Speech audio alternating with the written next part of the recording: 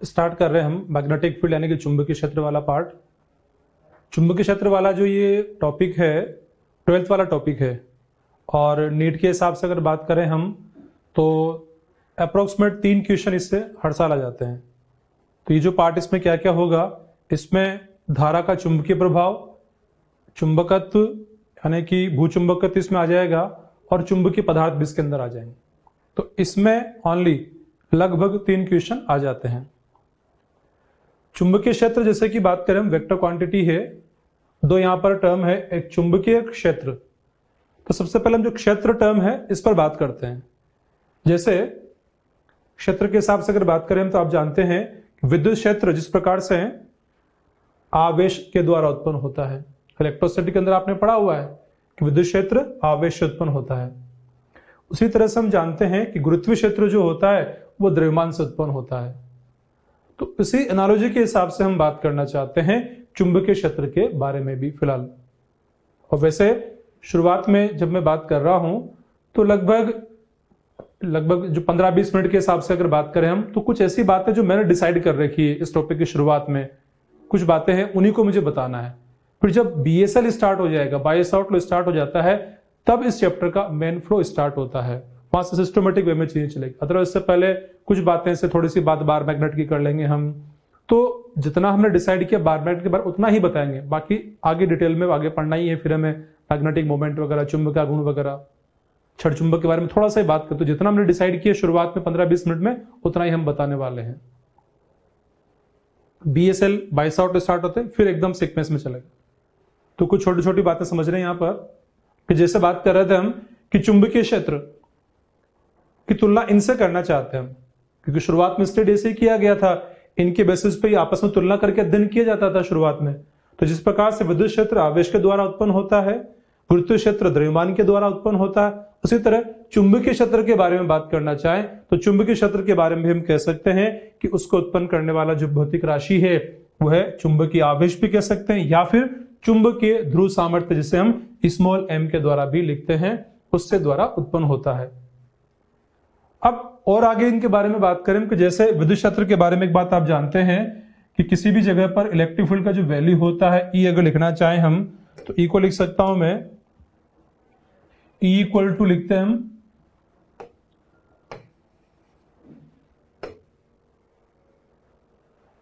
E is equal to होता है F upon Q। यानी कि अगर इस Q का वैल्यू 1 होता है तो एकांक धनावेश के लिए लगने वाला जो बल होता है वो बल ही उस बिंदु पर स्थान पर विद्युत क्षेत्र के मान के बराबर होता है। तो इसे अगर बात करें EG के बारे में यानी कि गुरुत्वीय क्षेत्र की तीव्रता के बारे में, ये होगा F अपॉन द्रव्यमान, जिसे हम मास भी कहते हैं इंग्लिश में। ये इलेक्ट्रिक फोर्स होता है, विद्युत बल होता है, ये गुरुत्वीय बल होता है FG। तो इससे हमें गुरुत्वीय क्षेत्र की तीव्रता का मान मिलेगा। इसी के तुल्य मैग्नेटिक फील्ड यानी कि चुंबकीय क्षेत्र के बारे में लिखना चाहता हूं मैं, तो यहां तो FM यानी कि चुंबकीय बल, चुंबकीय क्षेत्र को B से इंगित करते हैं इसलिए B लिखा मैंने यहां पर, तो FM अपॉन, अब यहां पर एक भौतिक राशि में लिखने वाला हूं। इस तरह से आवेश से विद्युत क्षेत्र उत्पन्न होता है, द्रव्यमान से गुरुत्वीय क्षेत्र उत्पन्न होता है। तो यहां आवेश लिखा गया या द्रव्यमान लिखा गया, यहां पर क्या लिखा जाए आप भी खुद भी सोच कर चेक करके यहां पर बड़े आराम से बता सकते हैं कि यहां पर क्या आएगा, ध्रुव सामर्थ्य।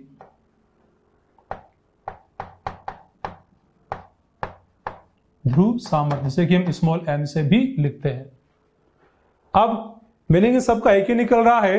अगर Q का मान 1 लिया जाए यानी कि किसी बिंदु पर अगर विद्युत क्षेत्र के बारे में हमें जानना है कि वहां कितना मान उसका है, तो वहां पर एक एकांक धनावेश रखा जाए, मतलब Q का मान 1 लिया जाए। अगर Q का मान 1 है तो उस बिंदु पर स्थित आवेश पर, एकांक धनावेश पर लगने वाले बल का जो मान होगा वही उस बिंदु पर विद्युत क्षेत्र की तीव्रता के या विद्युत क्षेत्र के मान के बराबर होता है। इसी प्रकार से किसी बिंदु पर अगर हम गुरुत्वीय क्षेत्र का मान ज्ञात करना चाहें तो वहां पर द्रव्यमान रखा जाए, उसका मान अगर एकांक है तो एकांक द्रव्यमान पर लगने वाला जो गुरुत्वीय बल होगा वही इस बिंदु पर गुरुत्वीय क्षेत्र के मान के बराबर होगा। इसी तरह से यहाँ पर ध्रुव सामर्थ्य के हिसाब से बात करें हम, किसी बिंदु पर अगर एकांक ध्रुव सामर्थ्य, हालांकि एकांक ध्रुव सामर्थ्य होता नहीं है प्रैक्टिकली, ये काल्पनिक बात थी, बट इससे तुलना करने के हिसाब से लिखा गया, ये तुलनात्मक रूप से अध्ययन करने के हिसाब से कहा जा रहा है। तो अगर एकांक ध्रुव सामर्थ्य रखा जाए तो अगर इसका मान 1 होगा तो लगने वाला यानी किसी बिंदु पर एकांक ध्रुव सामर्थ्य पर लगने वाला चुंबकीय बल का मान ही उस बिंदु पर चुंबकीय क्षेत्र के मान के बराबर होता है। ये तुलनात्मक रूप से अध्ययन हुआ है। तो यहां से इस अध्ययन के हिसाब से मुझे क्षेत्र के बारे में एक डेफिनेशन, एक परिभाषा निकल के सामने आती नजर आ रही है। परिभाषा जो बनती दिख रही है वो क्या, कि किसी बिंदु पर किसी क्षेत्र का जो मान, एक भौतिक राशि जो क्षेत्र उत्पन्न करती है, भौतिक राशि वो आवेश हो सकता है, वो द्रव्यमान हो सकता है, या वो ध्रुव सामर्थ्य हो सकता है। तो किसी भौतिक राशि द्वारा उत्पन्न क्षेत्र का मान उस स्थान पर एकांक, समान प्रकार की एकांक भौतिक राशि द्वारा बल जो उत्पन्न किया गया उस बल के मान के बराबर ही वहां पर क्षेत्र का मान होता है। फिर शॉर्ट में बात करें कि किसी बिंदु पर किसी भौतिक राशि द्वारा उत्पन्न किया गया क्षेत्र का मान कितना, कि वहां पर समान प्रकार की एकांक भौतिक राशि द्वारा अनुभव किया गया जो बल होता है वही वहां पर क्षेत्र होता है। एकांक भौतिक राशि द्वारा अनुभव किया गया जो बल होता है वही क्षेत्र होता है। एकांक भौतिक राशि द्वारा अनुभव किया गया जो बल होगा वही वहां पर क्षेत्र होता है। किस तरह से क्षेत्र की बात हुई। दूसरा टर्म था चुंबकीय। चुंबकीय शब्द चुंबक से मिलकर बना है, और चुंबक की अगर बात करें हम तो चुंबक भी काफी पुराना प्रचलित शब्द है। शुरुआत में ये चुंबक हमें लौह अयस्क के रूप में प्राप्त हुआ, लौह अयस्क के रूप में प्राप्त हुआ तो उसमें अशुद्धियां ज्यादा थी, तो प्रैक्टिकल पर्पज के लिए ज्यादा उपयोगी नहीं था वो। तो प्रायोगिक आवश्यकताओं को पूरा करने के हिसाब से अपने इच्छित आकार, आकृति का और सामर्थ्य का चुंबक बनाया जाने लगा, जो जिन्हें कहते हैं हम कृत्रिम चुंबक। और कृत्रिम चुंबक जो होते हैं ना वो दो प्रकार के होते हैं, एक तो स्थायी और दूसरा अस्थायी। जो अस्थायी चुंबक होते हैं ना वो तो बस धारा से हम प्रवाहित करके उनको बना देते हैं, और जो स्थायी होते हैं उनको एक बार बना दिया तो परमानेंट बना रहते हैं। तो जो स्थायी चुंबक बनाए जाते हैं उनके लिए मुख्य रूप से पदार्थ काम में ले जाते हैं आयरन, कोबाल्ट और निकल, ये काम में ले जाते हैं, जिन्हें बोलते हैं लोह चुंबकीय पदार्थ, इनको काम में लिया जाता है। अब ये चुंबकीय पदार्थ कौन कौन से होते हैं, जिसका नाम ले दूं मैं फिलहाल, थोड़ा सा अनुचुंबकीय होते हैं, प्रतिचुंबकीय होते हैं, हम लोह चुंबकीय होते हैं, लेकिन अभी इनका डिटेल हम नहीं पढ़ रहे हैं। बस एक थोड़ा सा जिक्र किया मैंने कि जो हम चुंबक बनाते हैं, स्थायी चुंबक बनाते हैं, उन्हें हम लोह चुंबकीय पदार्थों के द्वारा बनाते हैं। बस इतनी सी जानकारी फिलहाल यहां दे रहा हूं।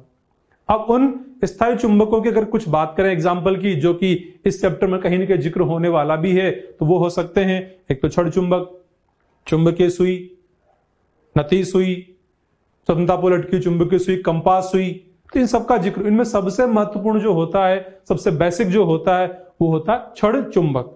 तो छड़ चुंबक के बारे में यहां पर थोड़ी सी बात हम करने वाले हैं।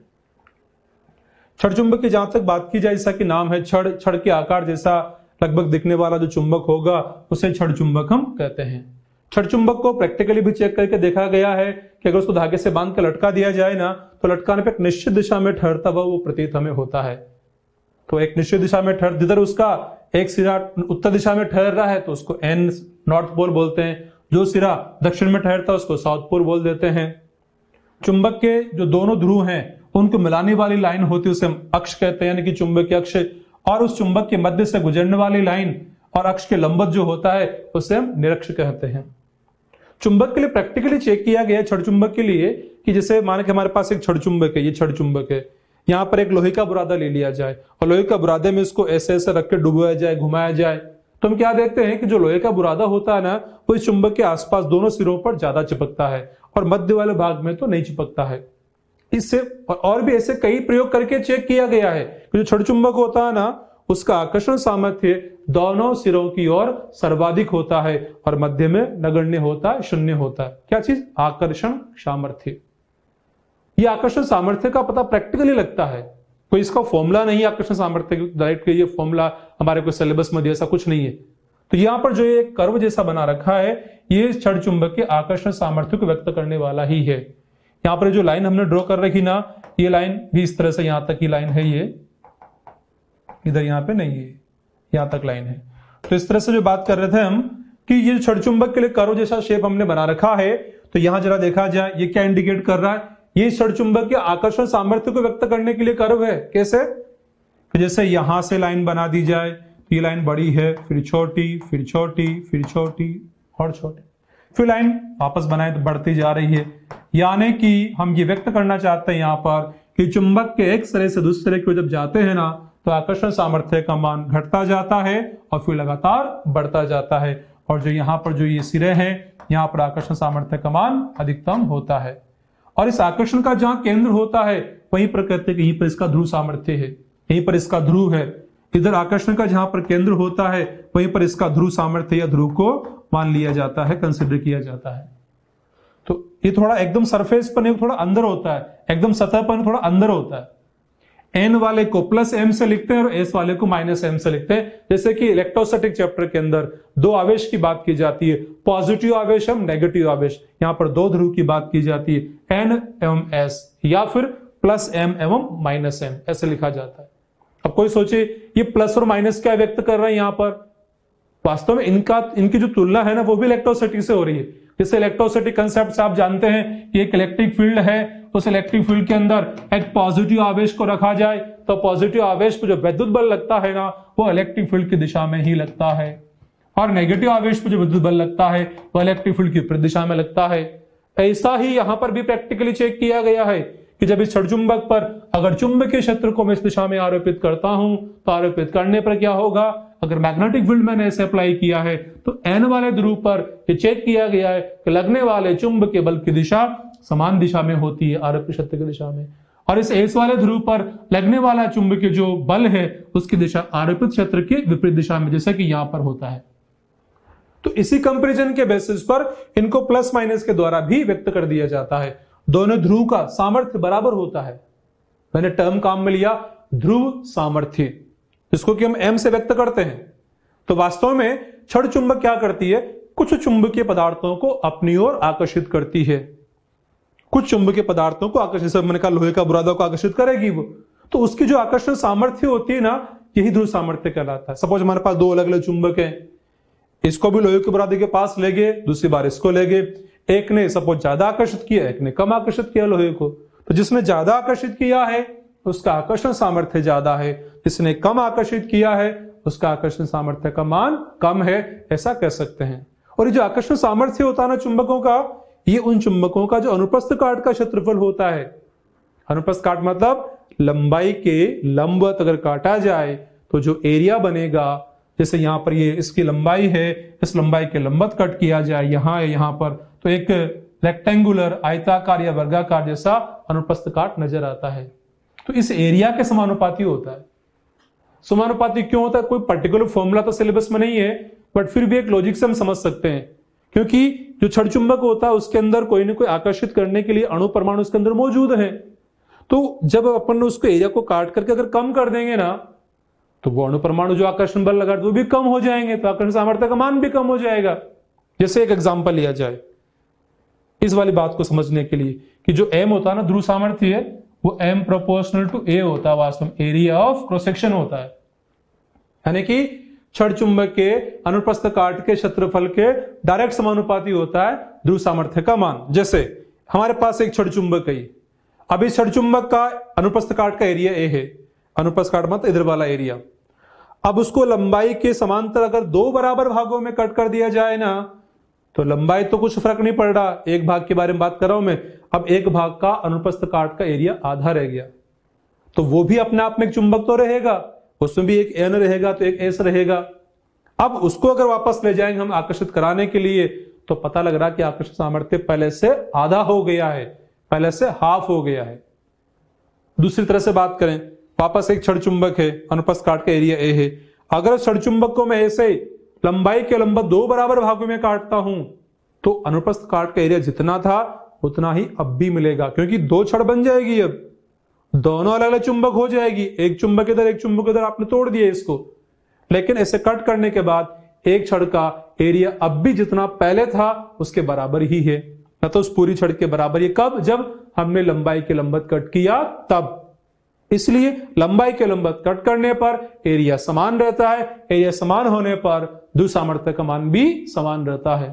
तो इस तरह से कोई क्वेश्चन बाय चांस पूछा जाए, हालांकि कंसेप्ट आगे काम आएगा, फिलहाल यहां तक जानकारी के हिसाब से बात की। अच्छा, इसमें और बात करें, कोई केस इसको ऐसे भी काट दूं ऐसे भी काट दूं, दो भाग ऐसे दो भाग चार हिस्से कर दिए तो सही बात है, एक हिस्सा अपने आप में एक चुंबक रहेगा, लेकिन उसका अनुप्रस्थ काट कितना हुआ ये सोचो आप तो, कि जो पहले था ना बड़े चुंबक का जो भी था उसका कंपेयर में 1/2 हुआ है, इसलिए ध्रुव सामर्थ्य का मान 1/2 ही होगा। तो बात चल रही थी m प्रोपोर्शनल टू a होता है, एरिया ऑफ क्रॉस सेक्शन होता है, हालांकि टेम्परेचर पर डिपेंड करता है, पर अभी इस तरह की ज्यादा डिटेल में हम नहीं जा रहे। सिंपल वे में कहें तो कह सकते हैं कि चुंबक को गर्म करेंगे ध्रुव सामर्थ्य का मान घट जाएगा, तो कह सकते हैं नॉर्मल वे में बात। बाकी डिटेल जो स्टडी होता है अनुचुंबकीय, लोह चुंबकीय, प्रतिचुंबकीय, उनका तो अलग से अध्ययन करना होता है।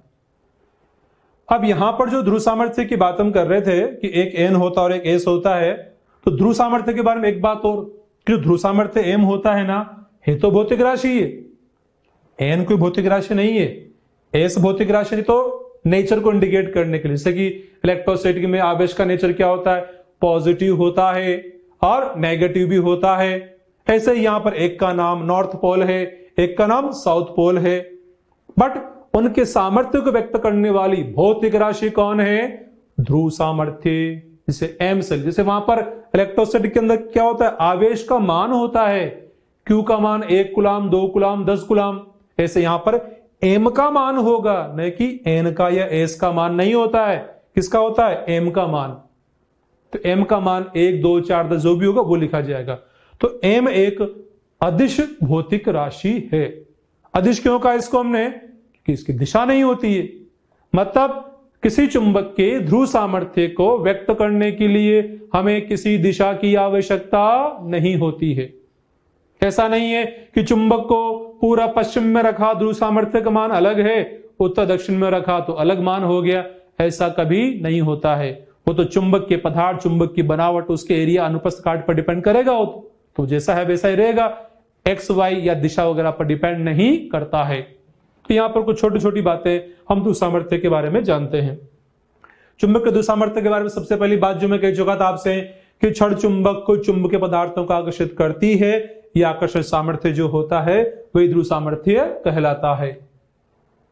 अदिश राशि है, एम्पेयर इंटू मीटर का मात्रक होता है। अब कुछ लोग सोचे सर डायरेक्ट आपने एम्पेयर इंटू मीटर कैसे लिख दिया, ध्रुव सामर्थ्य का मात्रक। वास्तव में एम्पेयर इंटू मीटर लिखने का रीजन ये है, पहली बात तो याद रखें इसको आप कि हाँ ध्रुव सामर्थ्य का मात्रक एम्पेयर इंटू मीटर है, और आगे अलग अलग तरह से चेक करने से साबित हो भी जाएगा यही आएगा। लेकिन फिर भी एक हिंट दे रहा हूं मैं कि चुंबकीय क्षेत्र का जो सोर्स होता है, स्रोत होता है, जो उसको उत्पन्न करने वाला होता है, सोर्स, स्रोत, उसका मात्रक एम्पेयर इंटू मीटर ही होता है। जैसे गतिमान आवेश, धारा, अल्पांश और ध्रुव सामर्थ्य, तो इनका एम्पेयर इंटू मीटर ही होता है। ये आगे भी चेक कर लेना आप, याद रखना। फिलहाल दूसरी बात, एम प्रोपोर्शनल टू ए बात कर ही चुके हैं। खास बात एक और देखिए आप, यहां लिखा हमने ध्रुव सामर्थ्य भौतिक रूप से अस्तित्व में नहीं होता है।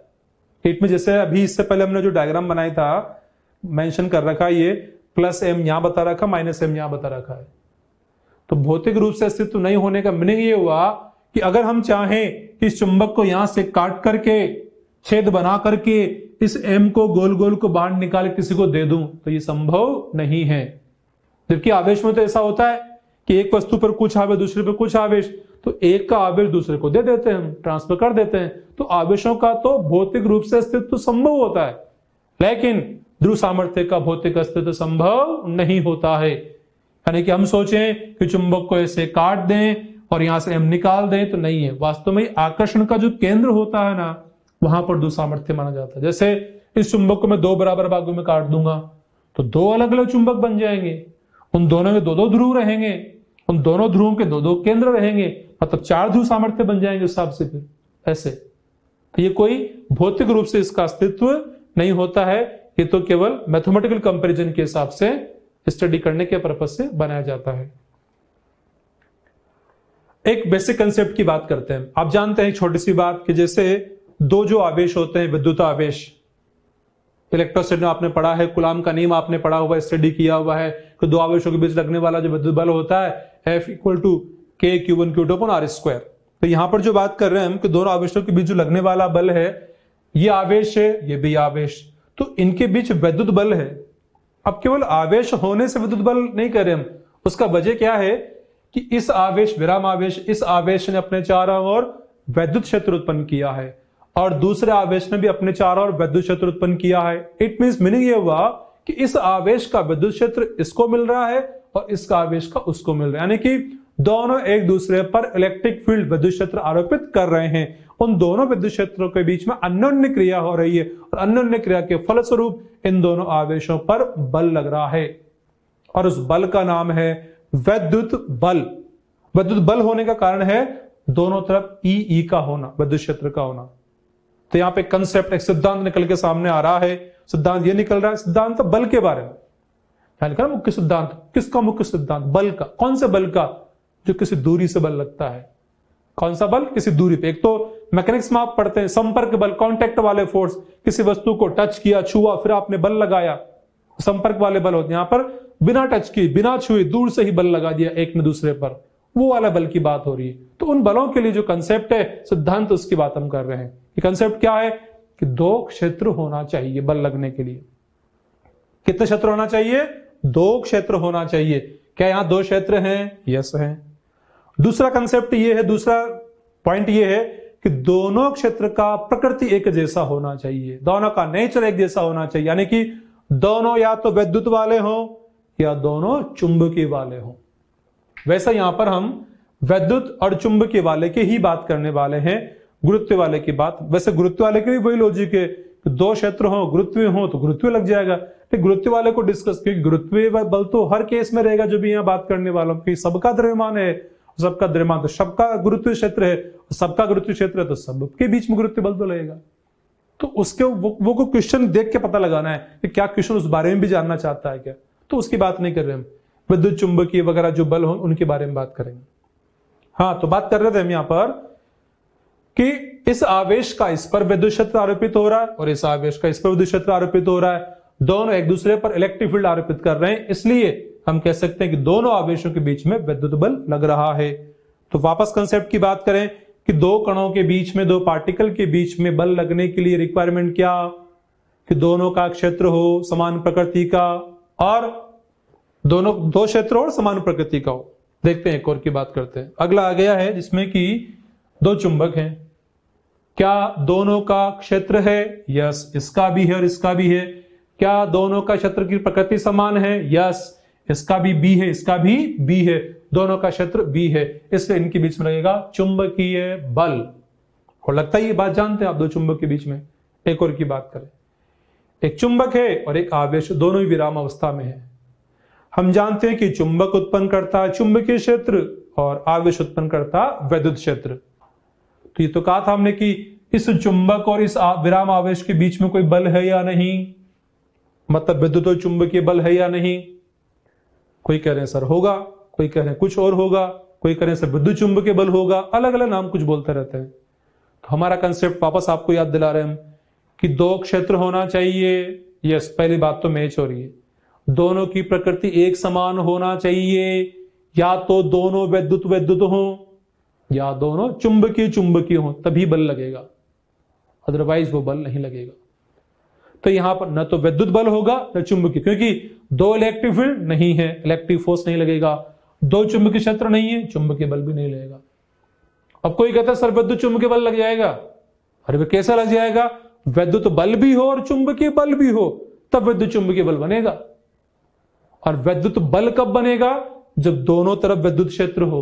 चुंबकीय बल कब बनेगा? तब दोनों तरफ चुंबकीय क्षेत्र हो, तो तब जाके वो कहलाएगा विद्युत चुंबकीय बल।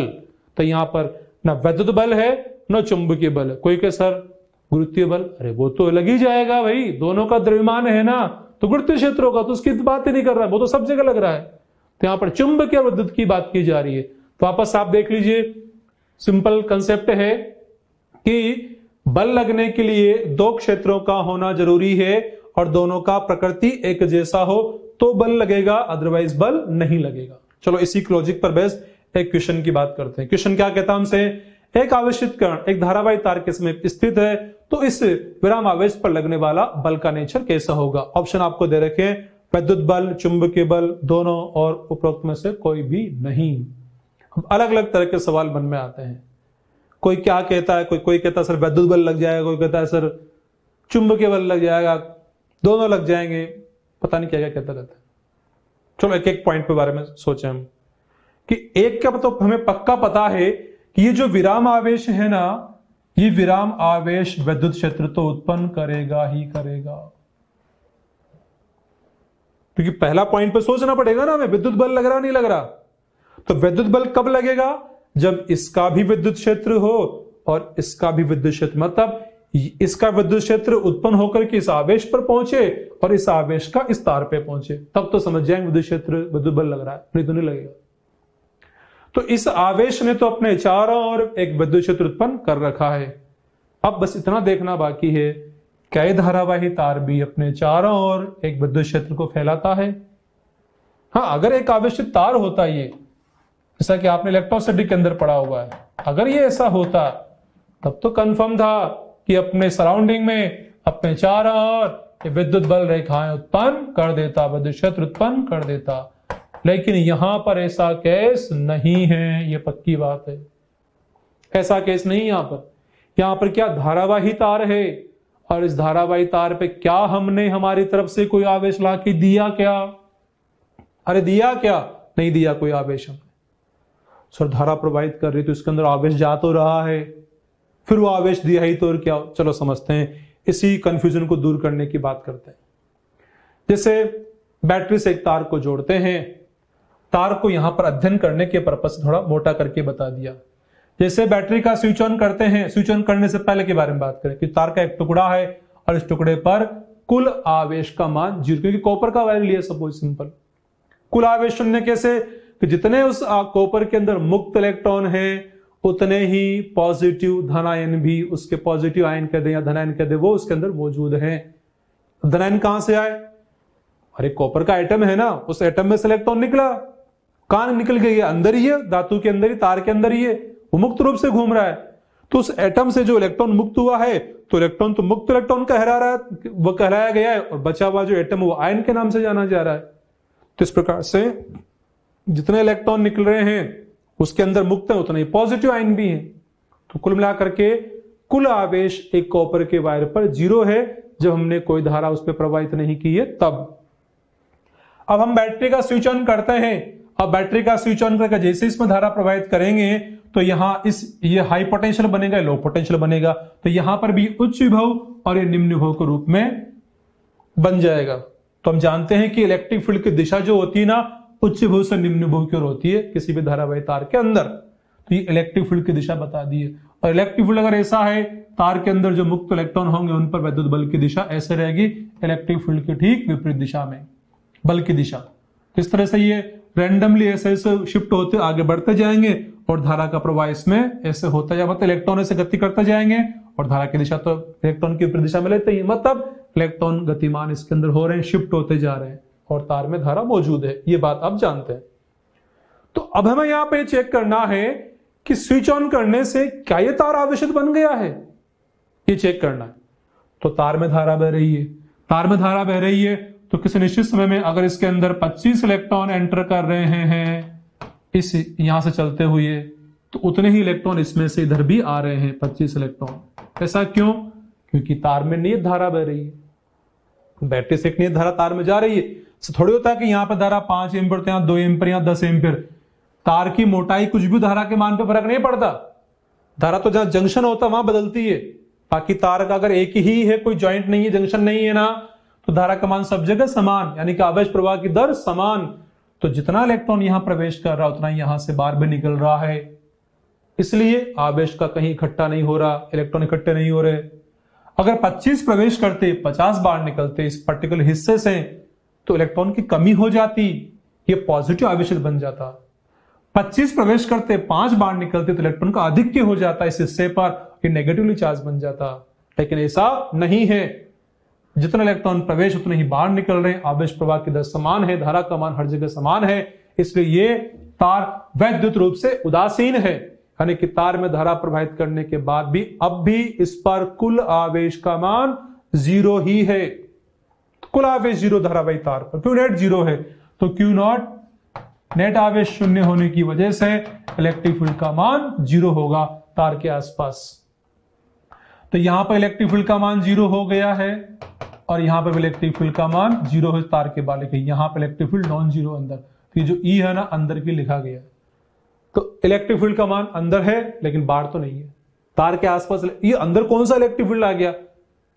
अरे आवेशों की वजह से तो नेट 0 ही है, लेकिन जो बैटरी हमने जोड़ रखी है यहां से ये प्लस माइनस टर्मिनल, उस बैटरी के कारण से यहां पर इलेक्ट्रिक फील्ड उत्पन्न हुआ है, ये तो उसकी दिशा उच्च भू से निम्न भू की ओर होती है।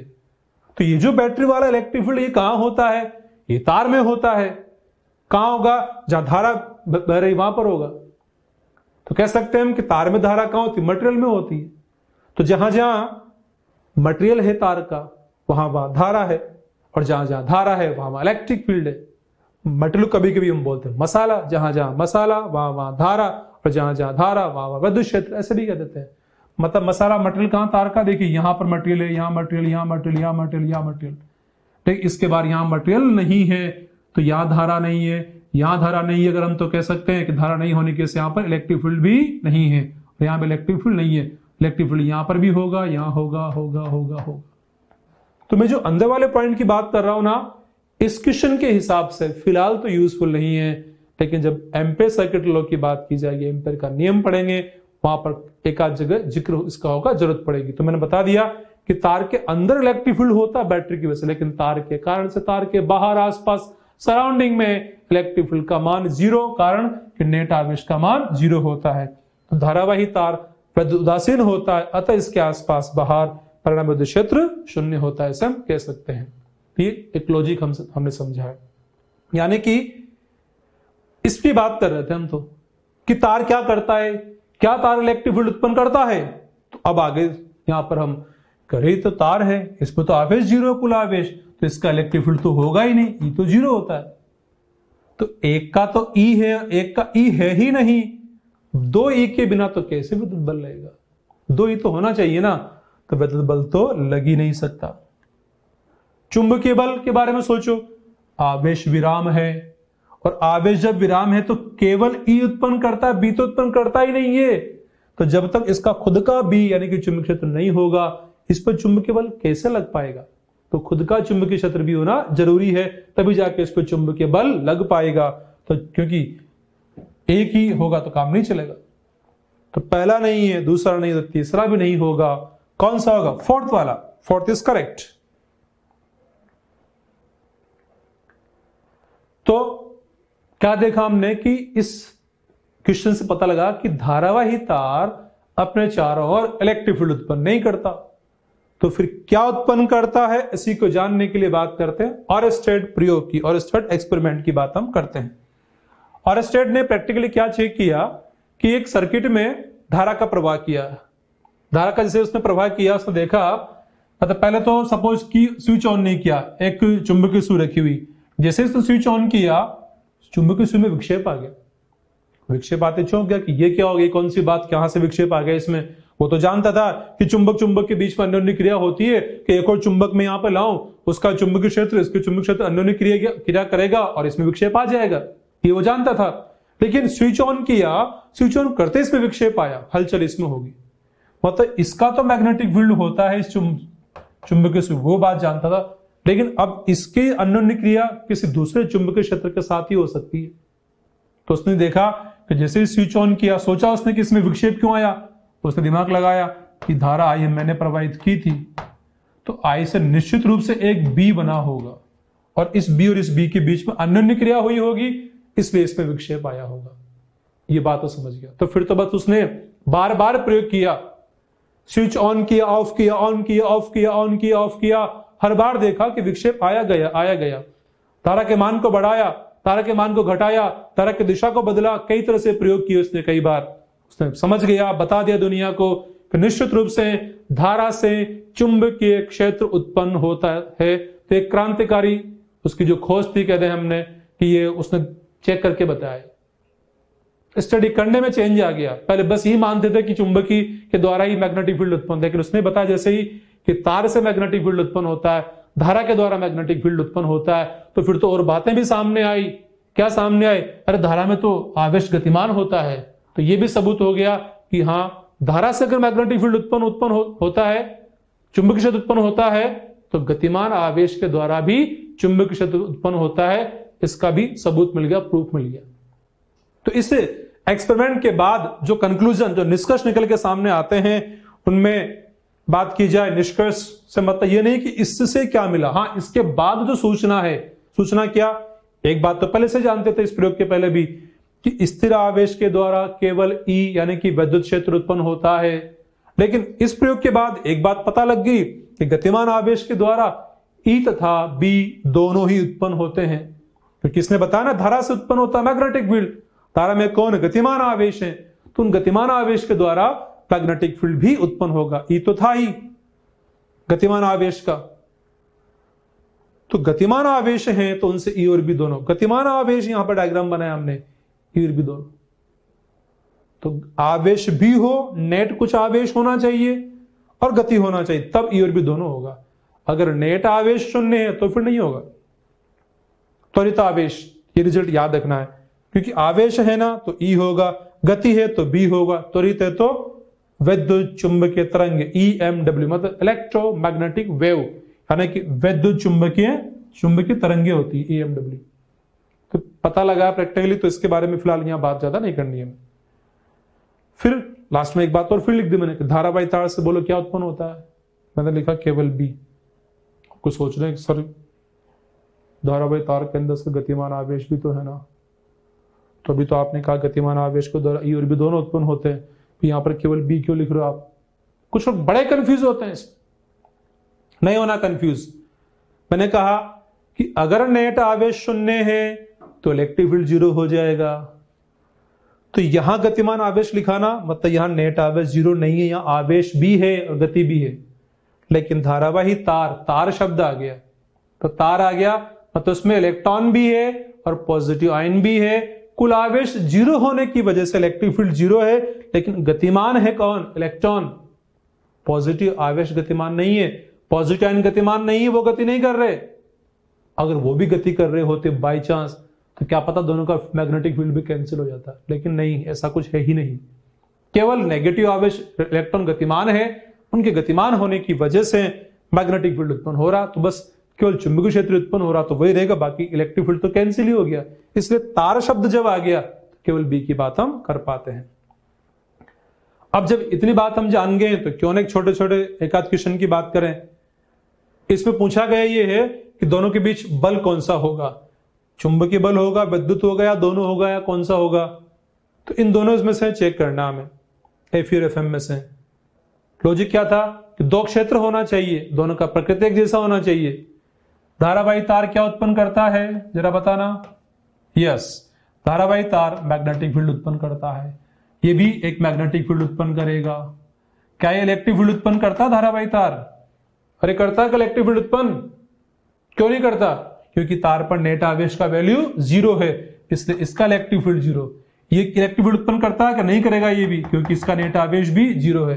तो जब नेट आवेश 0 है तो इलेक्ट्रिक इंटरेक्शन तो होगा ही नहीं, बचा क्या? दोनों का मैग्नेटिक। तो करेक्ट इज मैग्नेटिक फोर्स। अगला क्वेश्चन देखते हैं। इसमें कंडीशन कुछ इस तरह की है।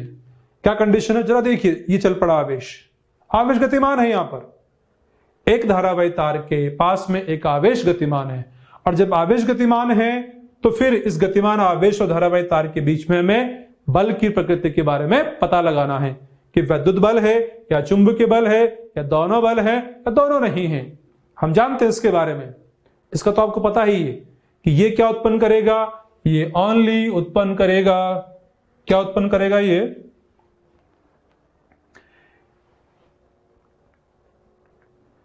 ये उत्पन्न कर रहा है निश्चित रूप से यहां पर बी उत्पन्न कर रहा है, ओनली बी उत्पन्न कर रहा है। और जब ओनली बी उत्पन्न कर रहा है तो हम जानते हैं इस बारे में, अगर बात करें हम तो कह सकते हैं यहां पर कि ये गतिमान आवेश क्या उत्पन्न कर रहा है? तो गतिमान आवेश है तो आवेश ये है ना, देखिए जरा आप, ये आवेश अगर है तो आवेश होने से क्या होगा कि अगर ये आवेश है तो इलेक्ट्रिक फील्ड उत्पन्न करेगा ही करेगा, और आवेश जब इलेक्ट्रिक फील्ड उत्पन्न करेगा तो साथ साथ चुंबकीय क्षेत्र भी उत्पन्न करेगा। तो इलेक्ट्रिक फील्ड भी उत्पन्न कर रहा है और मैग्नेटिक फील्ड भी दोनों उत्पन्न कर रहा है। लेकिन यहां पर क्या है? ओनली मैग्नेटिक फील्ड, यहां इलेक्ट्रिक फील्ड नहीं है। तो ओनली मैग्नेटिक फील्ड होने की वजह से इसका मैग्नेटिक फील्ड इसके मैग्नेटिक फील्ड के साथ में इंटरेक्शन करेगा, और इंटरेक्शन करने से कौन सा बल लग जाएगा? चुंबकीय वाला बल, मैग्नेटिक फोर्स इनके बीच में लग जाएगा। तो मैग्नेटिक फोर्स जब लगेगा यानी कि FM is the correct answer. Magnetic force यहां पर करेक्ट होगा, क्योंकि इसका तो ओनली क्या था, इसका ओनली मतलब इसका E था और साथ साथ इसका B था, तो only magnetic interaction is there, इसलिए मैग्नेटिक फोर्स इनके बीच बनता है। Magnetic force is the correct answer. अब इतनी बात जब जान गए हम, तो चुंबकीय क्षेत्र के स्रोत होते हैं उनके बारे में बात की जाए, तो कौन कौन स्रोत हो सकते हैं इनके मैग्नेटिक फील्ड के। धारा है, थोड़ी देर पहले जाना अभी कि जैसे ओरेस्टेड ने बताया था ये, फिर उसके वैसे पता लगा गतिमान आवेश मैग्नेटिक फील्ड उत्पन्न करता है, ये भी बात हम जान गए थे। चुंबक, छड़ चुंबक वगैरह तो पढ़ रखा है, तो चुंबक का मैग्नेटिक फील्ड होता है। पृथ्वी, भूचुंबकत्व के अंदर बात आएगी, पृथ्वी का मैग्नेटिक फील्ड होता है। और समय के साथ परिवर्तित विद्युत क्षेत्र जो होता है वो भी चुंबकीय क्षेत्र उत्पन्न करता है। तो यहां पर धारा एवं गतिमान आवेश के द्वारा जो मैग्नेटिक फील्ड उत्पन्न होता है, इनका स्टडी हम करते हैं, वो विद्युत चुंबक यानी कि इलेक्ट्रोमैग्नेटिज्म, इलेक्ट्रोमैग्नेटिज्म जो ब्रांच फिजिक्स का होता है, इसे विद्युत चुंबकत्व भी कहा जाता है, उसके अंदर स्टडी करते हैं। चुंबक का स्टडी जो हम करते हैं वो है चुंबकत्व यानी कि मैग्नेटिज्म, चुंबकत्व कहते हैं हिंदी में। पृथ्वी का अध्ययन, मैग्नेटिक फील्ड का स्टडी हम करते हैं जियोमैग्नेटिज्म यानी कि भूचुंबकत्व हिंदी में कहें तो। और समय के साथ परिवर्तित विद्युत क्षेत्र का स्टडी इस चैप्टर में हमें नहीं करना है। इसका मीनिंग ये होता है कि dE/dt यानी कि इलेक्ट्रिक फील्ड टाइम के साथ अगर चेंज हो रहा है, इलेक्ट्रिक फील्ड समय का फलन है, समय के साथ बदल रहा है, तो वो मैग्नेटिक फील्ड उत्पन्न करता है। और इसका जो रिवर्स है, उल्टा है, वो भी सत्य है, यानी कि समय के साथ अगर मैग्नेटिक फील्ड को बदला जाए तो उससे भी इलेक्ट्रिक फील्ड उत्पन्न होता है। दोनों एक दूसरे से उत्पन्न होते हैं। E बदलेगा तो B बनेगा और B बदलेगा तो E बनेगा, कब? समय के साथ चेंज हो तब। ये मैक्सवेल ने बताया था। तो फिलहाल इसका स्टडी ना करके इनके बारे में अध्ययन इस चैप्टर में हम करने वाले होंगे। तो इलेक्ट्रोमैग्नेटिज्म की शुरुआत करने से पहले एक छोटी सी बात और जान लेते हैं सदिश वज्रगुणन के बारे में। पढ़ तो रखा आपने, थोड़ा सा इंट्रोडक्शन या हिंट केवल बात करें हम। दो सदिश हैं A और B, इन दोनों का अगर क्रॉस प्रोडक्ट के हिसाब से बात करूं मैं तो कह सकता हूं कि A क्रॉस B क्या होता है, AB sin theta n cap होता है। A क्रॉस B मुझे फाइंड करना, तो क्या करूंगा मैं, A से B की ओर फिंगर्स को मोड़ूंगा, थंब किधर की ओर, बाहर की ओर जाएगा। तो ये जो n कैप होगा यानी कि C वेक्टर होगा, इसको मैं C से भी लिख सकता हूं मैं, जैसे कि यहां पर आगे मैंने लिखा A cross B equal to C vector. तो C की दिशा किधर होगी, बाहर की ओर। बोर्ड के तल के लंबवत बाहर की ओर दिशा किसकी, C वेक्टर की या n कैप, क्योंकि ये तो मैग्नीट्यूड है, ये तो परिमाण को बता रहा, ये दिशा को बताने वाला है। तो दिशा बाहर की ओर आ रही, बोर्ड के तल के लंबवत, किसकी, A क्रॉस B की। तो यहां पर A क्रॉस B की दिशा तो C से वेक्टर से दिखा रहा है, लेकिन अगर बात की जाए B vector cross A vector मुझे अगर लिखना हो, B क्रॉस A, तो B क्रॉस के बारे में सोचूं मैं, दोनों सदिश का परिमाण में परिवर्तन नहीं आया, केवल सीक्वेंस में चेंज आया है। सीक्वेंस रिवर्स हो गया, B क्रॉस A हो गया है। तो B क्रॉस A के हिसाब से बात को किधर जाएगा, अंदर की ओर, यानी कि अंदर जाएगा, मतलब माइनस C वेक्टर भी कहा जा सकता है इसको। तो बस फिर तो काम आसान हो गया कि ये C वेक्टर के बराबर हो माइनस C वेक्टर के बराबर। इट मींस दोनों में केवल माइनस का डिफरेंस है। तो यूं कह सकता हूं मैं कि दोनों जो सदिश हैं A cross B and B cross A, वो परस्पर विपरीत दिशाओं में होते हैं, परिमाण उनका समान होता है, ऐसा हम कह सकते हैं। तो यहां से दिशा वाली बात थी कि डॉट अगर है तो दिशा बाहर की ओर होगी, बाहर की ओर, ऊर्ध्वाधर ऊपर की ओर, प्रेक्षक की ओर, अलग अलग तरह से कह सकते हैं। तो यहां पर मेंशन किया, बाहर की ओर कह सकते हैं, ऊर्ध्वाधर ऊपर कह सकते हैं, प्रेक्षक की ओर। तो अलग अलग स्थिति के हिसाब से इसका यूज कर लिया जाएगा, इस्तेमाल किया जाएगा। और इसका अपोजिट क्रॉस अंदर की ओर, ऊर्ध्वाधर नीचे की ओर, प्रेक्षक की ओर। जैसे आप क्षैतिज तल पर स्टडी कर रहे हैं, आपने अपने टेबल पर कॉपी रखा हुआ, बुक रखा, उस पर डॉट बना दिया ऐसा वाला, तो डॉट क्या इंगित करेगा कि धारावाही तार या कोई दिशा ऊपर की ओर, बाहर की ओर दिशा है। तो वो ऊर्ध्वाधर भी तो हो गया ना वो आपके लिए उस क्षैतिज तल के हिसाब से, क्योंकि आपको प्रेक्षक माना हमने। आप एक कॉपी का टेबल, कॉपी का जो प्लेन है वो क्षैतिज है, उसके हिसाब से ऊर्ध्वाधर हो गए, और क्रॉस मतलब ऊर्ध्वाधर नीचे की ओर हो गए। तो उस तल के हिसाब से ये मेंशन किया गया। ये दिशाओं के बारे में जानते हैं, पहले भी आपने पढ़ा होगा, फिर याद दिला दें। जैसे आप प्रेक्षक में आपके हिसाब से बात करो, इधर क्यों क्या मानेंगे, ईस्ट मतलब पूर्व पश्चिम उत्तर दक्षिण। ये पूर्व पश्चिम उत्तर दक्षिण, ईस्ट वेस्ट नॉर्थ साउथ। ये ऊपर नहीं होता नॉर्थ, कभी भी उत्तर दिशा नॉर्थ को ऊपर नहीं माना जाता, ऐसा नहीं। नाक के सामने नॉर्थ। आप जब बैठे हुए हैं तो आपके राइट में तो ईस्ट लेते हैं, जैसे आप लोग ऐसे बैठे स्टडी कर रहे हैं तो ये राइट की तरफ, दाएं हाथ की तरफ क्या होगा, ईस्ट मतलब पूरब, ये पूरब ये पश्चिम, और नाक के सामने नॉर्थ होना है। कोई कोई नहीं समझता तो ऐसे बैठ के पढ़ाई कर दो, अरे इसके की बात नहीं कर रहा मैं, एक सामान्य जो स्टूडेंट होता है ऐसे टेबल पे बैठ के स्टडी कर रहा है तो ये पूरब, ये पश्चिम, ये उत्तर, ये दक्षिण अपने सामने ऐसे मानना है। नाक के सामने नॉर्थ मानना, उत्तर दिशा मानना है। और बाकी तो ये हो गया पूरब, पश्चिम, उत्तर, दक्षिण, ऊर्ध्वाधर ऊपर और ऊर्ध्वाधर नीचे। तो एक्स वाई के हिसाब से बात करें, plus I plus X minus X plus Y minus Y plus Z minus Z दिशा ऐसे हो जाएगी। अब स्टार्ट करते हैं हम BSL यानी कि Biot Savart law, Biot Savart का नियम स्टडी करना है। बायो सावर्ट का जो नियम होता है इलेक्ट्रोस्टैटिक के अंदर कूलाम के नियम के तुल्य होता है। कूलाम का नियम जो होता है इलेक्ट्रोस्टैटिक के लिए अंदर वो बिंदु आवेश के लिए अप्लाई होता है। तो फिर यहां पर तुल्य कैसे है, यहां पर जो बायो सावर्ट का नियम है ना ये धारा अल्पांश के लिए अप्लाई होता है। और जहां तक बात धारा अल्पांश की है तो हम कह सकते हैं कि जो धारा अल्पांश का मतलब ये हुआ जैसे एक धारावाही तार है कोई, अब इसमें धारा प्रवाहित हो रही है तो इस तार का एक छोटा सा टुकड़ा जो होगा जिसमें धारा I है उसकी लंबाई dl है, ये कहलाता धारा अल्पांश। कोई दूसरा अल्पांश ले सकते हैं, ये धारा इसमें है इसकी लंबाई कुछ dl है, I है और dl है तो I dl मिलके बनता धारा अल्पांश। धारा अल्पांश की जो लंबाई होती है dl जो इसका होता है, जिस बिंदु पर इसका अध्ययन कर रहे होते हैं मैग्नेटिक फील्ड का, उस दूरी की तुलना में इसकी खुद की लंबाई काफी कम होती है। जिस तरह से इलेक्ट्रोस्टैटिक बिंदु आवेश के बारे में बात करते हैं कि बिंदु आवेश का मीनिंग क्या, ऐसा आवेश जो बिंदु जैसा हो, ऐसा मीनिंग तो नहीं होता। बिंदु आवेश का मीनिंग ये होता है कि जहां पर हम इलेक्ट्रिक फील्ड का अध्ययन कर रहे हैं उस दूरी की तुलना में जिस वस्तु पर जिस कण पर आवेश हो उसकी रेखीय विमाएं काफी कम हो, उसकी साइज काफी छोटी हो, तो ऐसा आवेश कहलाता बिंदु आवेश। ये बात हम जानते हैं। तो इसी तरह से यहां पर ये धारा अल्पांश होता है। तो धारा अल्पांश की वजह से हमें मैग्नेटिक फील्ड को स्टडी करना है। तो बात कर रहे थे हम कि धारा अल्पांश जैसे मतलब जो BSL होता है कूलाम लॉ के तुल्य होता है। जैसे यहां पर बात करें कि ये धारा अल्पांश है, धारा अल्पांश मतलब यहां से लेकर यहां तक की जो ये लंबाई है ये dl लंबाई है, सपोज काफी कम लंबाई है इसकी तुलना में, पर डायग्राम में इजीली समझने के हिसाब से हमने इसको थोड़ा सा बड़ा दिखा रखा है। इसमें धारा I है, लंबाई dl है, तो आइडियल की दिशा ऐसे हो गई है। तो जो आइडियल सदिश होता है, आइडियल वेक्टर होता है, उसकी दिशा तार में धारा की दिशा वाली दिशा ही ली जाती है। इसको वेक्टर फॉर्म में लिखते हैं और अभी लिखेंगे भी आगे। एक होता है आर वेक्टर, ये पोजीशन वेक्टर है, उस प्रेक्षण बिंदु का स्थिति सदिश है।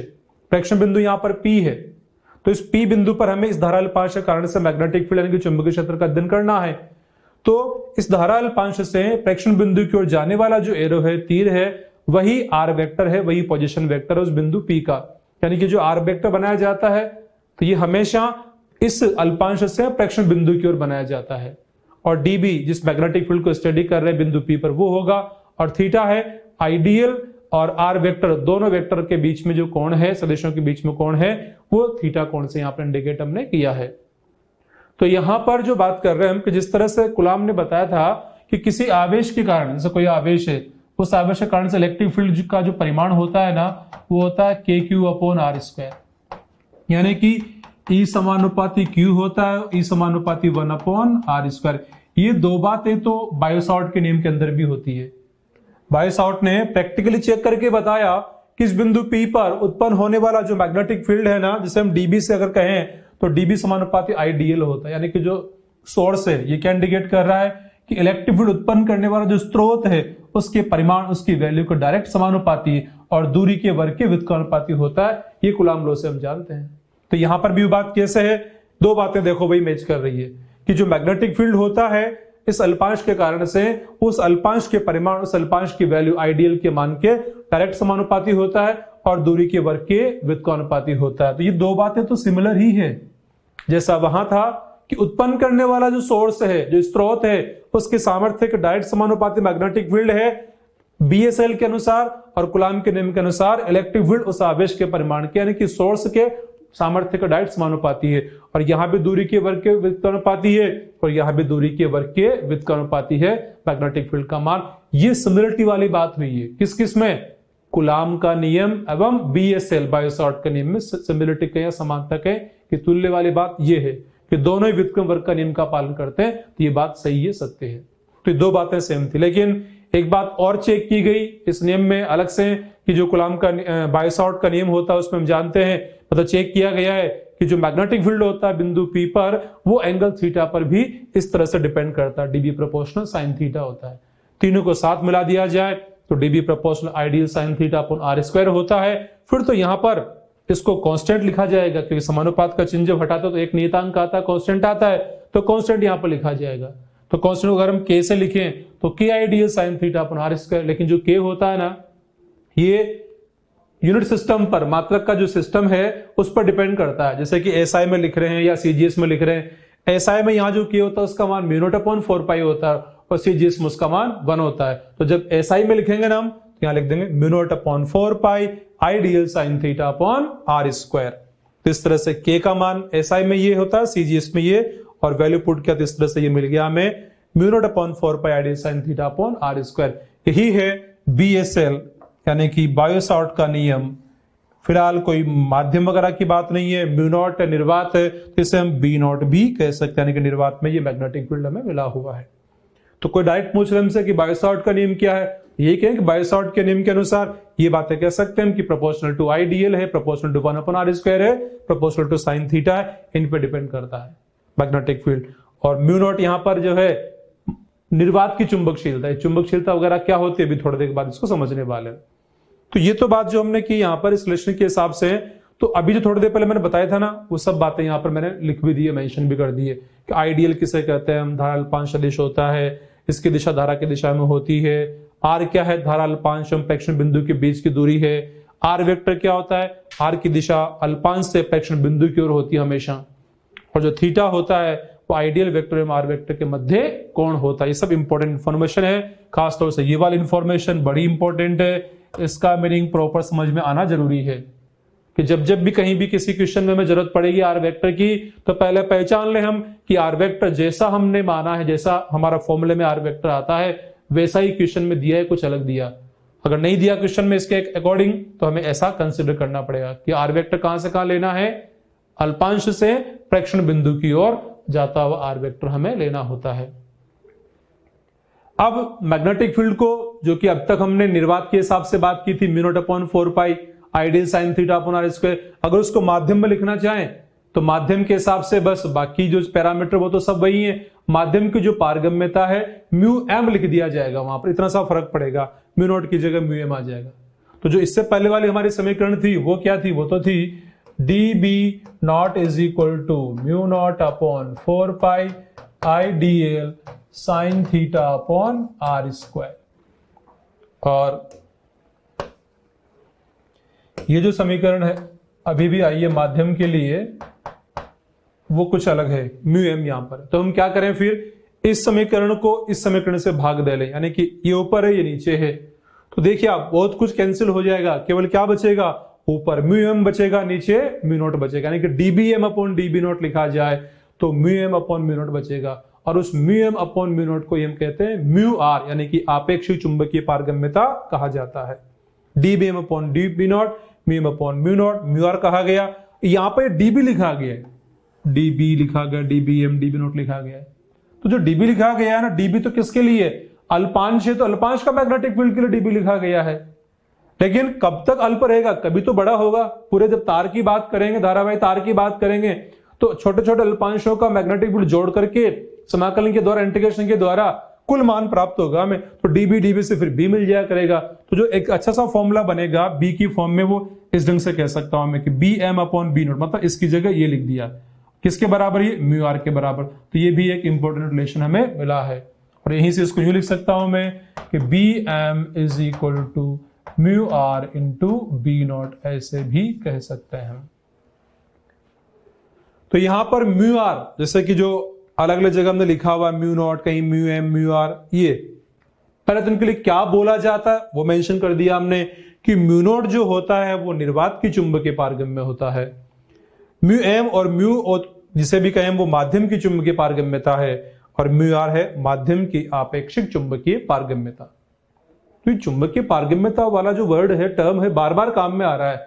आखिर इस चुंबकीय पारगम्यता का मीनिंग क्या है, इस बारे में बात की जाए तो वास्तव में जो पारगम्यता शब्द है ना, इसका मीनिंग ये निकलता है कि कोई भी माध्यम होता है, कोई भी पदार्थ होता है, उसकी जो पारगम्यता होती है वो इंगित करती है कि जिस पदार्थ के लिए चुंबकीय पारगम्यता का मान जितना ज्यादा होता है, अब उस पर जब मैग्नेटिक फील्ड हम अप्लाई करते हैं ना, तो चुंबकीय बल रेखा उसमें उतनी ही ज्यादा प्रवेश होती है।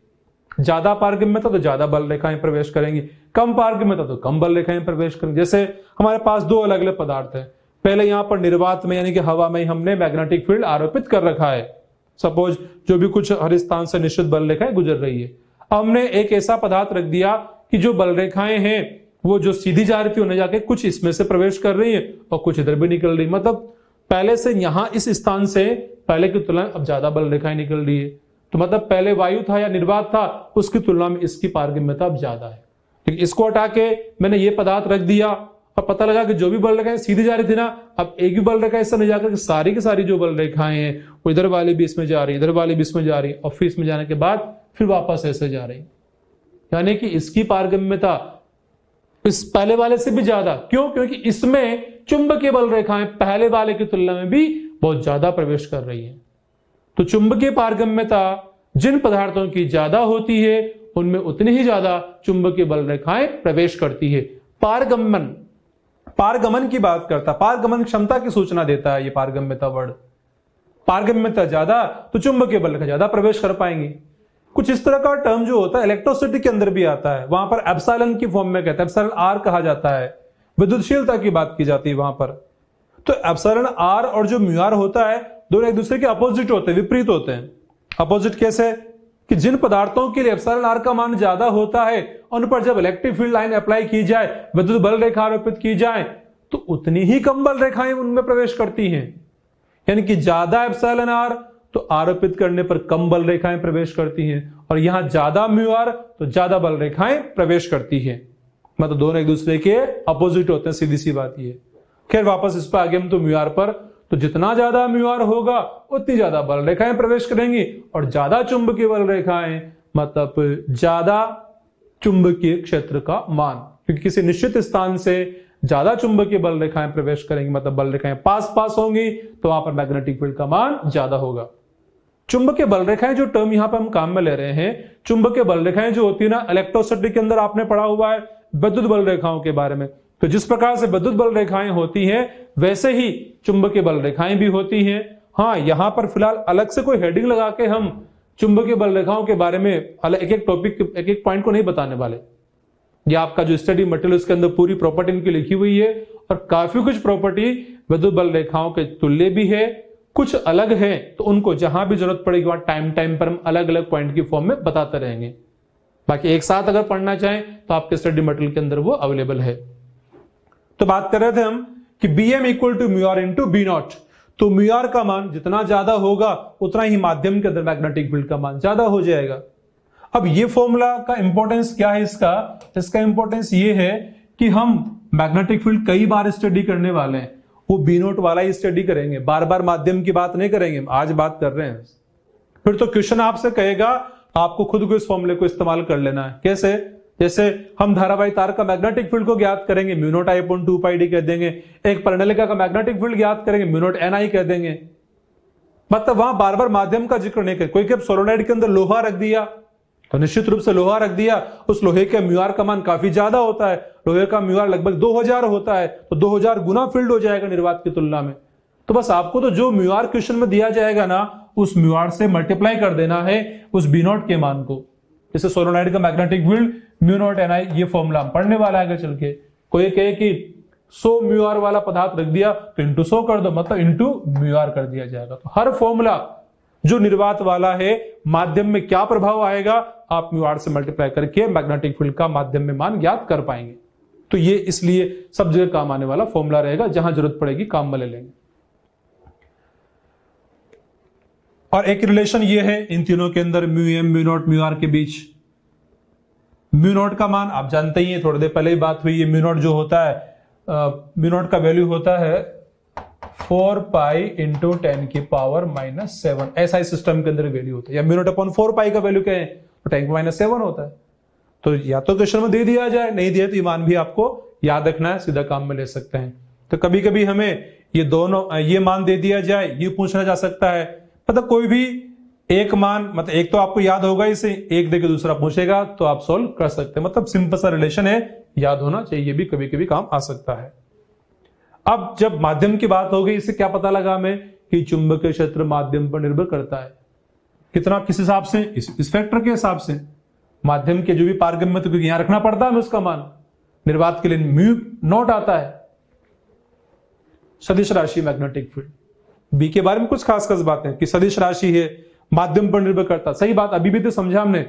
कुछ होता तो सदिश के बारे में कैसे, क्या बात, सदिश रूप इसका क्या होता भी लिखने वाले हैं, कैसे दिशा ज्ञात करते, तो बड़े ढंग से अच्छे ढंग से समझने वाले हैं। इसके अलग अलग नाम भी, तेरे कई नाम, क्या क्या नाम? चुंबकीय क्षेत्र, चुंबकीय प्रेरण, चुंबकीय फ्लक्स घनत्व, मुख्य रूप से 3 नाम की बात हम करते हैं और क्वेश्चन में तीनों टर्म आपको देखने को मिल जाते हैं। चुंबकीय क्षेत्र सबसे ज्यादा प्रचलित नाम है, ये भी काम आता है, ये भी काम आता है। चुंबकीय प्रेरण भी कह देते हैं, चुंबकीय फ्लक्स घनत्व भी कहा जाता है। और इस नाम में स्टूडेंट बड़े कंफ्यूज होते हैं, इसलिए आपको इसमें कंफ्यूज नहीं होना है। चुंबकीय फ्लक्स घनत्व टर्म कहां से, जरा समझा जाए। चुंबकीय फ्लक्स घनत्व की बात की जाए तो फाई इक्वल टू होता है बी ए फ्लक्स। आगे पढ़ेंगे वैसे तो, या वैसे इलेक्ट्रोस्टैटिक में भी आपने पढ़ा हुआ, 12th में पढ़ा हुआ है, तो जो भी ये फॉर्मूला आपका देखा हुआ है, नहीं है तो अभी देख लिया, phi equal to B A. Phi चुंबकीय फ्लक्स है, B magnetic field, A area है। हम बात कर रहे थे चुंबकीय प्रेरण यानी कि चुंबकीय क्षेत्र बी के बारे में, तो बी क्या बनेगा यहां से? बी बन जाता है ये फाई अपॉन ए, ये बन गया। यानी कि प्रति एकांक क्षेत्रफल गुजरने वाला फ्लक्स वो कहलाएगा फ्लक्स घनत्व, और वही बी होता है। एकांक क्षेत्रफल से गुजरने वाला जो चुंबकीय फ्लक्स है वही फ्लक्स घनत्व है, और फ्लक्स घनत्व को ही बी कहा जाता है। क्लियर दिख रहा है यहां पर हमें। तो चुंबकीय फ्लक्स घनत्व वाले टर्म से बिल्कुल कंफ्यूज नहीं होना है, केयरफुल इसको काम में आपको लेना है। मात्रक पे आते हैं, ऐसा मात्रक newton upon ampere into metre सबसे पहला मात्रक लिखा गया। जो अब तक हमने पढ़ा है ना, उसी के बेस पे मैंने लिखा है। लास्ट जो इससे पहले वाला टर्न था, जो भी कहे हम उसे, उसमें बात हुई थी शुरुआत में, फर्स्ट में ही बात हमने की थी इस चैप्टर के शुरुआत में ही, कि B equal to F upon ध्रुव सामर्थ्य, ऐसे लिखा था। भूल गए तो चेक कर लीजिए, पता लग जाएगा आपको। तो B equal to F upon m लिखा था, ध्रुव सामर्थ्य लिखा था। तो इससे मात्रक निकल के सामने आ रहा है, एफ का मात्रक क्या? न्यूटन। एम ध्रुव सामर्थ्य है, यहां पर ध्रुव सामर्थ्य का मात्रक क्या बताया था मैंने? Yes, ampere into metre. तो newton upon ampere into metre ये यहां पर एसआई सिस्टम के अंदर मात्रक है। इसी को टेस्ला भी कहा जाता है और एक वेबर पर मीटर स्क्वायर भी कहते हैं हम। वेबर पर मीटर स्क्वायर यहां से आया टर्म, बी का फ्लक्स का होता है वेबर और एरिया का मीटर स्क्वायर एसआई सिस्टम के अंदर, तो वेबर पर मीटर स्क्वायर बी से लिख दिया जाता है। तीनों एसआई सिस्टम के ही मात्रक हैं। अब करना हो कन्वर्ट, सीजीएस में तो कर सकते कन्वर्ट इजीली। न्यूटन का बनाएंगे डाइन, एम्पियर का बनाएंगे एब्सोल्यूट एम्पियर, मीटर का बनेगा सेंटीमीटर। सीजीएस में एम्पियर का ईएमयू यूनिट काम आएगा यहां पर, इलेक्ट्रोमैग्नेटिक यूनिट। एक होता ईएसयू इलेक्ट्रोस्टैटिक यूनिट, एक होता ईएमयू। तो मैग्नेटिक जब स्टडी करते हैं इफेक्ट, हम मैग्नेटिक इफेक्ट को, चुंबकीय प्रभाव को, तब ईएमयू यानी कि विद्युत चुंबकीय यूनिट काम आती है। और एक एम्पियर की जहां तक बात करें हम, तो कहते हैं एक absolute ampere is equal to 10 ampere के बराबर होता है। ये सीजीएस का यूनिट है एब्सोल्यूट एम्पियर। ये एसआई का है। कुछ लोग देख के हैरान परेशान हो रहे हो, सर 10-10 एम्पियर के बराबर अकेला एक एब्सोल्यूट एम्पियर। सर हमने तो कई बार देखा है कि एसआई सिस्टम का वैल्यू बड़ा होता है और ये छोटा वैल्यू होता है।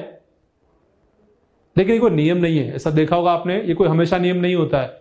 ऐसा भी होता है कि जो एसआई सिस्टम का मात्रक है वो छोटा हो, सीजीएस का बड़ा हो। जैसा कि यहां पर देखने उसका सबसे अच्छा एग्जांपल ये, तो 10 एम्पियर के बराबर अकेला एक एब्सोल्यूट एम्पियर। ये रिजल्ट डायरेक्ट आपको याद रखना है।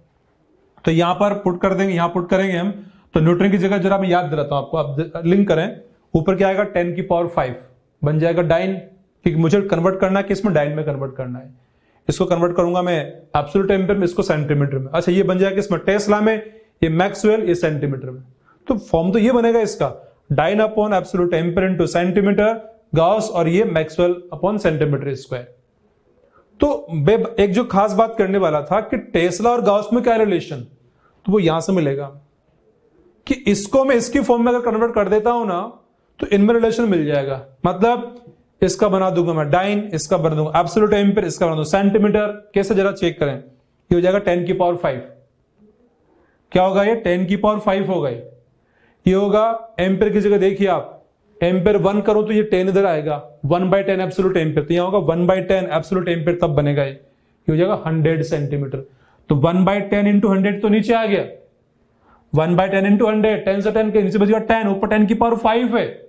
आप चाहें तो अलग से कॉपी पे पेन चला के चेक करेंगे, बहुत इजीली सॉल्व होने वाला है। और आलिए आएगा 10 की पावर 4, यानी कि 1 टेस्ला इज इक्वल टू 10 की पावर 4 गॉस के बराबर ये होता है।